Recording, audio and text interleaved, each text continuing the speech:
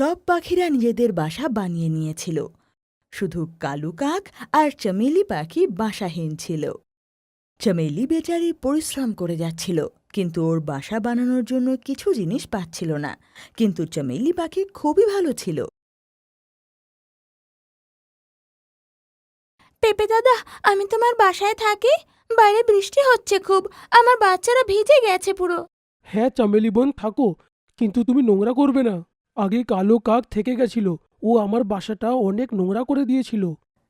কিছুদিন পর কাক বৃষ্টিতে খুব ভিজে যায়, আর ওর ঠান্ডাও লাগে। ও তখন মোটা পেঁপের কাছেই আসে। পেঁপে দাদা, পেঁপে দাদা, আমাকেও নিজের বাসার মধ্যে ঢুকিয়ে নাও, আমি ঠান্ডায় কষ্ট পাচ্ছি। না কালো কাক, আমার বাসার মধ্যে তোমাদের মতো নোংরা পাখির জায়গা নেই।